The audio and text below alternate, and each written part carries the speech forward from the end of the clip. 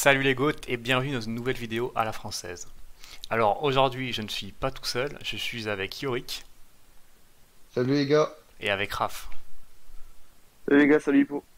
Donc aujourd'hui on se retrouve évidemment pour parler de la dernière semaine du Giro. Puis on fera un petit débat et on parlera de l'idole Thibaut Pinot. Et enfin on finira sur la preview du Dauphiné qui arrive.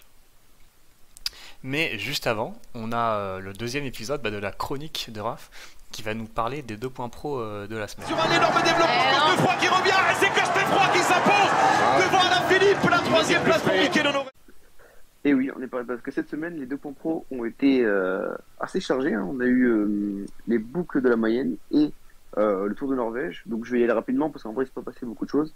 Donc les boucles de la Mayenne, ça s'est fini entre la deuxième étape. Lorsque le peloton a laissé partir Lascano à 90 km de l'arrivée, ils ont laissé 3 minutes d'avance avec tout échappé. Ça roulait, puis il est parti s'imposer 45 secondes d'avance, puis après c'était tout plat. Donc en vrai, il n'y a pas eu de suspense sur la suite. Et puis le Tour de Norvège, Ineos qui a totalement dominé le premier chrono. Et donc la suite, en vérité, tout le monde avait trop de retard sur eux. Donc malgré des belles perfs notamment de Nice, qui a fait une très belle course, c'était impossible de pouvoir les rattraper. Donc victoire de Ben Kvyat au général. Moi, je vous avoue, j'ai pas trop suivi, je sais pas toi, Yorick, les boucles de la Mayenne. J'ai juste vu que Desmar avait gagné, avait ouvert son compteur cette Ouais, année. Donc ça peut être encourageant, pourquoi pas pour le oui, Tour de oui, France, quoi. surtout que la concurrence c'était pas débile, hein. Il y avait quand même, bon certes c'est pas du niveau d'un grand tour, mais tu avais quand même Arvin de Klein qui est dans une grande forme depuis le début. T'avais des mecs comme Boissenhagen, t'avais d'autres mecs, mais c'est un peu oublié, non. Voilà. En vrai, sur les boucles de la Mayenne, j'ai regardé aucune étape, mais au vu des résultats, il y a quand même une belle forme de Zinglé. Par contre, Ouais, Zinglé est très bon sur le sprint. Ouais. ouais, j'ai regardé les 2 dernières étapes du Tour de Norvège. Thibaut Nice, vraiment très fort. Et ouais, Ineos domine, ça fait plaisir. Oh Ineos, là là, ouais, on ne dira rien, mais on va vite passer à la suite parce que là ça voilà. devient. Euh, Ineos domine, mais pas partout, il me semble, puisque on a eu la dernière semaine du Giro avec la victoire finale Aïe. de Primoz Roglic devant Geraint Ez. Thomas. Et donc, on va passer au débrief du Giro d'Italia. Allez, non, non. Allez, non, non. Thibaut Pinot remporte le Tour de France 2019. Ouais, c'est énorme.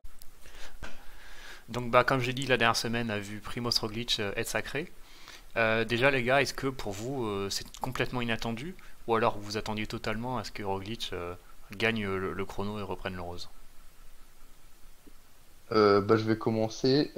Inattendu à moitié dans le sens où sur les 3 semaines de course, on l'a pas vu vraiment dominant. Et on a surtout eu l'impression sur la fin que c'était Geraint Thomas qui était meilleur au niveau sur les 2 premiers chronos. Non, Geraint Thomas lui reprend du temps, je crois. Et derrière, même sur les étapes de montagne, là, c'est la première des 3 grosses étapes de montagne où Almeida fait le tempo puis attaque et il se barre avec Geraint Thomas et sans cette casse d'ailleurs, Roglic prend un tir ce jour-là. C'était quand même un peu inattendu puisqu'on voyait quand même Geraint Thomas un peu plus fort. Après, c'était pas non plus inattendu dans le sens où on sait que Primoz Roglic c'est un très bon coureur, c'est quelqu'un qui gère extrêmement bien sa forme sur 3 semaines, qu'il est aussi à la Jumbo qui est la meilleure équipe du monde actuellement. Donc c'est pas non plus quelque chose, un coureur sorti nulle part quoi. Ouais, moi j'en avais un peu différent parce qu'en soi, moi personnellement, je m'y attendais beaucoup plus. Et je dirais pas qu'il était sur à 100%, mais bon, déjà les deux premiers chronos, c'était des chronos tout plats. Et en soi, le fait que, même si jamais j'étais très surpris de la forme de Geraint Thomas, j'ai pas du tout été surpris du fait qu'il soit devant Roglic à chaque fois, qu'il lui mette quand même pas mal de secondes, qu'il lui mette pas mal de secondes de différence quand même.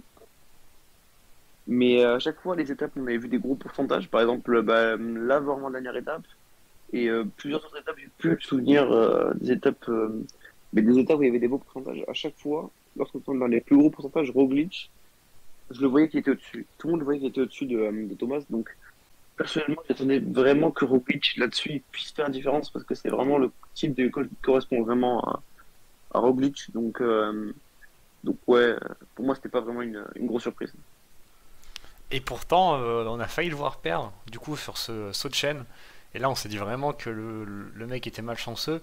Surtout que Ouais, les écarts qu'on nous avait donnés semblaient pas très très corrects. Et il y avait peu d'écart entre les deux. Et au final, il arrive quand même à s'imposer.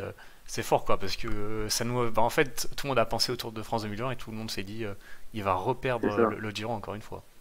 Et je pense qu'il avait encore le traumatisme du Tour de France 2020. Du coup, il s'est dit, faut pas que je me loupe. Et là, surtout, la différence, c'est qu'il avait pas il avait pas le lead. Alors qu'au Tour de France 2020, il avait le lead. Du coup, là, en vrai, il avait rien à perdre, quoi. Et sinon, hors du général, est-ce qu'il y a un coureur qui vous a impressionné? Alors, moi, oui. Personnellement, il y a un coureur je vais être honnête, je ne connaissais pas du tout de nom. Et je vais dire Derek Vie, qui sort, il me semble, 5 5 ou 4 deuxième place, je sais plus. Il a été fort sur tous les profils, les étapes plates où où ça s'est joué un peu sur des attaques, tout ça. Il a été vraiment au-dessus des autres. Les étapes vallonnées, enfin au-dessus des autres, il était très bon. Les étapes vallonnées, en vrai, je pense que c'est vrai qu'il a été le meilleur les étapes vallonnées. Et puis même les étapes de montagne avec l'étape Rennes, la 19e étape, où il finit deuxième derrière Butrago. Donc en vrai, ouais, moi ça a été vraiment ma révélation. Je le connaissais pas du tout. Et en vrai, pourquoi pas suivre pour la suite ce qu'il va faire, hein, parce qu'en vrai c'était vraiment, il était vraiment sympa à regarder rouler parce que il était pas ennuyeux quoi. Ouais, c'est vrai. Moi, de mon côté, je soulignerais bien un Bruno Armirail. Alors, on connaît quand même de nom, mais par exemple, bah, il a quand même porté le maillot de leader. Et moi, là où il m'a le plus impressionné, bah, c'est sur les deux, sur le prologue et sur le deuxième contre la montre. Deuxième chrono, c'est très très fort, ouais. Enfin, franchement, on savait que c'était un très bon rouleur. Enfin, il est quand même champion de France, mais moi, j'avoue que je le voyais pas être capable de rouler aussi vite qu'un Stéphane Kung, tu vois. Donc ça m'a quand même vraiment beaucoup impressionné. Il fait quand même top 20 du général du Giro. Il tient quand même bien, il le défend bien jusqu'au bout. Donc franchement, ça a été un très beau Giro pour Bruno Armirail et vraiment, il m'a vraiment impressionné sur le contre-la-montre. Je le voyais pas aussi fort. Ouais, bah moi, je voulais parler aussi de Leknesund, qui du coup a porté le maillot rose pendant pas mal de Ouais. temps, et qui au final bah, va s'accrocher et il va faire top 10. Et je pense bah, que dans les années à venir, ça pourrait être un prétendant au général, puisqu'il grimpe bien, il roule bien, et donc s'il se prépare pour jouer les classements généraux, ça pourrait être un client. Donc je sais pas où est-ce qu'il va aller. On parlait de UnoX, j'espère pas, Mm. parce que je pense que DSM ça reste quand même mieux. Mais Ouais. ouais, tout dépend de son évolution, mais il peut avoir vraiment une évolution sympa. Ouais, surtout en termes de chrono, en vrai, DSM, en chrono, ça travaille vraiment très très bien. Quand on voit Bardet, Oh, ouais, c'est vrai l'évolution qu'il a qu'on voit prise et tout, Bardet. DSM, ça tape très très bien pour être polyvalent. Donc je pense que, ouais, après, bon, c'est vrai que si jamais il part à Inuit, ça serait pas un choix totalement débile parce qu'il aurait pas mal d'équipiers avec lui, mais ouais. Moi, je préférerais qu'il reste à DSM. Le débat. Débat. Et il y a un mec qui aimerait bien faire le Tour de France, c'est évidemment Thibaut Pinot, qui sort donc avec un top 5 et le maillot de la montagne. Pas de victoire d'étape, mais pour vous déjà, est-ce qu'il va faire le Tour de France? Pour moi, oui. Pour moi, il va faire le Tour de France parce que bah, il a montré une grosse forme sur cette Giro. Donc, ouais, il gagne pas d'étape. Il est pas loin deux fois. Mais voilà, il ramène quand même le classement de meilleur grimpeur. Un top 5 au général, quand même aussi. C'est à souligner. Et bah, ça reste Thibaut Pinot, quoi. C'est ton leader emblématique depuis plus de 10 ans. C'est sa dernière année.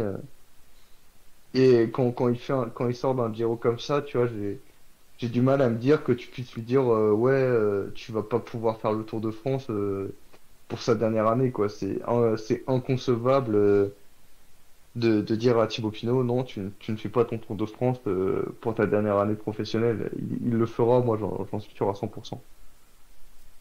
Ouais, bah moi je suis totalement d'accord avec ça, hein.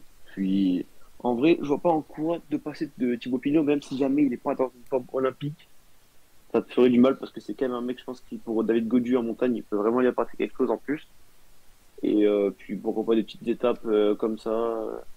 dans tous les cas, il va apporter quelque chose, puis un peu plus de spectacle sur son équipe, une plus grande visibilité, parce que Pinot, il a pas mal de fans. Donc, ouais, en vrai, je vois pas comment IDJ pourrait ne pas le mettre. Là, il garde un peu de suspense, mais je suis sûr et certain qu'ils vont le mettre.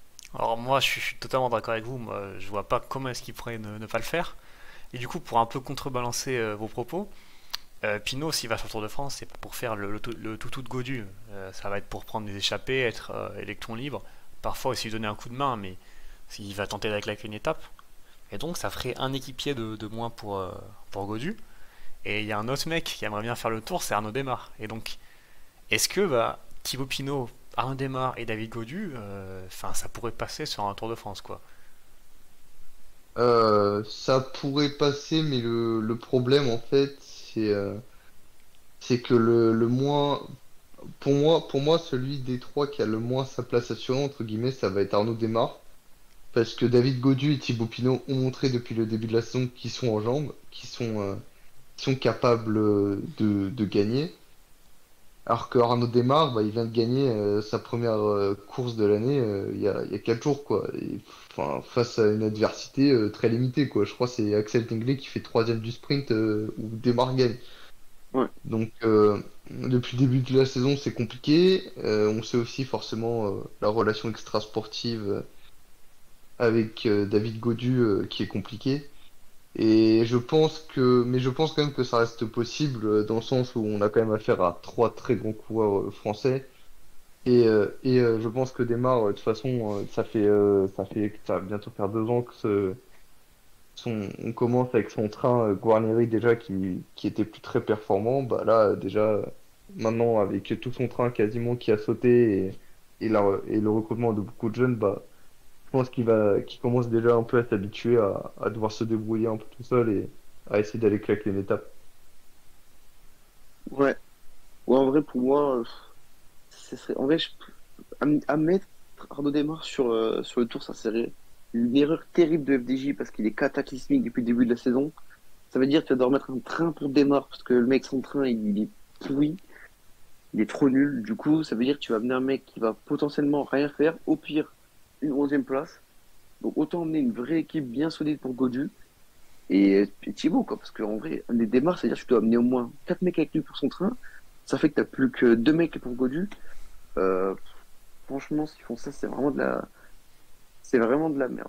Ouais, Voilà. ben, le problème, c'est que vu que Demar a pas fait le Giro, c'est quand même compliqué de pas Bah, il est mettre, racheté la Vuelta, écoute, hein. Il avait qu'à être bon. de pas le Et au bout mettre d'un sur moment, le. Ouais, mais le problème, c'est qu'on lui a promis. Je pense que quand même le deal du enfin, début de saison, c'était de le mettre sur le tour, et que si tu le mets pas sur le tour pour mettre Pinot, après on sait que c'est sa dernière année de contrat dans tous les cas, donc Et ouais. après le problème aussi, c'est bon, tu risques un peu aussi ça ferait aussi un peu mauvaise pub voilà, on promet à Desmar de faire le tour et puis finalement, ah bah Thibaut perd bien, bah vas-y, il saute. Je pense que ça serait aussi une erreur pour Groupama de se tirer une balle dans le pied dès le mois de juillet et de perdre Arnaud Démare mentalement, entre guillemets, où il serait plus vraiment focus avec la Groupama et il serait plus en mode bon, je perf, mais pour trouver une autre équipe qui, elle, voudra bien de moi et qui me respectera comme je suis censé être respecté, parce qu'il faut pas oublier non plus que Démare, il a fait toute sa carrière à la Groupama et que bah il est déjà à 92 victoires professionnelles quoi. Donc ça reste quand même c'est le coureur français avec le plus de victoires en activité donc c'est quand même un gros coureur qu'il faut aussi respecter dans ce genre de cas en le mettant notamment sur le Tour de France quoi. Ouais, bah surtout, enfin Neymar c'est quand même un mec qu'on a un peu baladé sur les grands tours. Quand on voulait jouer le général chez FDJ, bah on le mettait pas, on l'envoyait sur le Giro. Et quand il avait sa place, parfois il a pas eu des conditions optimales. Donc je pense quand même que, enfin, faudrait quand même le remercier entre guillemets. On sait qu'il est sur le départ, normalement il devrait plus être là à la fin de la saison. Et donc tu le remercies bah, d'avoir, parce que j'ai jamais entendu Desmar se plaindre de pas être sur le tour ou quoi. Donc je pense quand même que, et, Ouais, c'est clair. et aussi on oublie qu'il y a eu Paris-Nice où on a vu Desmar et Gaudu et que Gaudu a fait deuxième. Donc on peut en tirer des conclusions quand même que la cohabitation est possible. Et on a d'ailleurs vu Desmar se mettre à la planche pour Gaudu, quoi. Ouais, c'est clair. Après, c'est sûr que la grosse interrogation, ça va être son train, mais je pense quand même que les trois seront sur le Tour de France et qu'il y aura moyen pour les trois d'aller de bien s'épanouir de leur côté, quoi. Et Ouais. donc, la prochaine grosse échéance pour la Groupama FDJ, eh bien, c'est le Critérium du Dauphiné qui commence dès ce week-end. Et Thomas qui sont en difficulté. Terrain Thomas en difficulté alors que Julien Lafilippe s'accroche à la roue de Michel Landa. Donc, ce Critérium du Dauphiné, ça sera un peu la répétition pour beaucoup de favoris du Tour de France. On aura Gaudu, on aura Vingegaard, on aura aussi Henrik Mas, les Ineos, donc Martinez, Bernal, Rodriguez, Matteo Jorgensen aussi, donc on ne sait pas trop encore quelle sera sa place chez Movistar, et d'autres leaders comme Adam Yates. Donc les gars, déjà, qui est-ce que vous voyez remporter ce Critérium du Dauphiné? Alors pour moi, il n'y a aucun suspense. Mais je vais dire totalement Jonas Vingegaard. Voilà, hein, un parcours totalement tracé pour lui. Un bon petit chrono de... Attendez, laissez-moi vérifier. Un bon petit chrono de 31 km. Bon, voilà, quoi, je vois pas comment notre David National pourrait récupérer le maillot jaune là-dessus. Puis même, en vrai, je vois largement Vingegaard au-dessus en montagne. En dehors de ça, je vois Vingegaard au-dessus en montagne. Ouais, je vois clairement Vingegaard aller s'imposer avec 2-3 minutes d'avance sur le reste. Ouais, je suis d'accord. Vingegaard va s'imposer facilement. Déjà, le chrono, il va mettre, à mon avis, une petite praline à tout le monde. Et puis derrière, la montagne, ça lui fait pas peur. Il devrait s'imposer relativement facilement. Après, derrière, ça va être intéressant de voir qui va aller faire deuxième. Et même, pourquoi pas, qui va pouvoir essayer de concurrencer Vingegaard. Parce que clairement, pour moi, si personne ne concurrence Vingegaard sur le Critérium du Dauphiné, ça va être un duel Poga-Vingegaard sur le tour, quoi. Et donc C'est ce que les gens attendent. à voir si Gaudu peut s'inviter, ou alors un mec comme Henrik Mas, Adam Yates, Jay Hindley aussi, on verra. Bah, pour moi, perso, je pense pas que ce soit forcément directement sûr que Vingegaard gagnera. On a vu que Gaudu, quand même, était meilleur, par exemple, que Vingegaard sur Paris-Nice. Ouais.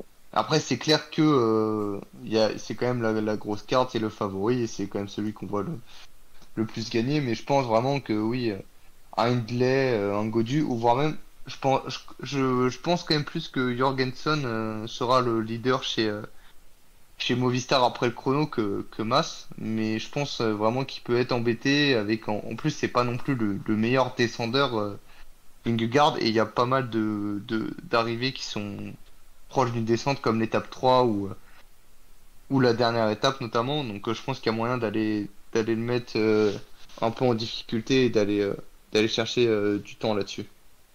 Et du coup, côté français, on a Gaudu, on a d'autres mecs. Déjà, il y a Alaphilippe qui fait sa rentrée. Qu'est-ce que vous voyez Alaphilippe faire? Parce que c'est un peu incertain son niveau. Personne ne sait trop comment il est. On Alors, sait pas moi, trop comment il est, mais en tout cas, enfin, qui y va? ouais, on sait. Ah, Bah, moi, je pense vas-y, on moi. on fait une fois chacun, du coup, c'était à moi, non? Non, mais on s'en bat les Bah, couilles, t'as hein. Bon, commencé juste avant, du coup, c'est à moi. Ouais, vas-y, jure? Ouais. Ah oui, je suis con, vas-y, Ouais, désolé, ouais, vas-y. ouais, Vas-y, t'inquiète. désolé. Ok, du coup, je recommence. 3, 2, 1. Bah, la Philippe, c'est vrai, on sait pas trop dans quel état de forme il se trouve, donc on va avoir une belle réponse. En tout cas, ce qui est sûr, c'est que là, vu le parcours, il va avoir beaucoup d'occasions de se tester et de se mettre en jambes. Je pense que l'étape 1, voire même l'étape 2, il y a un petit radar là à 8%. Et typiquement aussi, on peut voir l'étape 6. Et s'il réussit peut-être l'étape 8, en tout cas, ça peut peut-être aussi lui convenir. En tout cas, il aura du terrain sur lequel s'amuser, se mettre en jambes, se tester et montrer sa forme.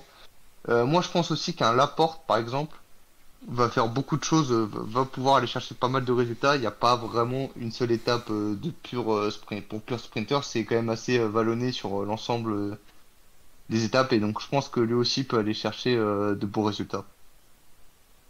Ouais, bah, en vrai, pour Julien, je dirais pareil parce qu'en soi, le parcours, pour lui, il est bien. Le parcours est excellent pour lui, mais ça va juste dépendre de lui, en fait, hein. Si jamais il est dans une bonne forme, si jamais il est dans sa forme du moment, là, qu'il est sorti au début de l'année, bon, bah, Ça va pas le faire, donc voilà. J'espère juste qu'il va revenir très en forme cette semaine pour qu'on puisse un peu vibrer avec lui.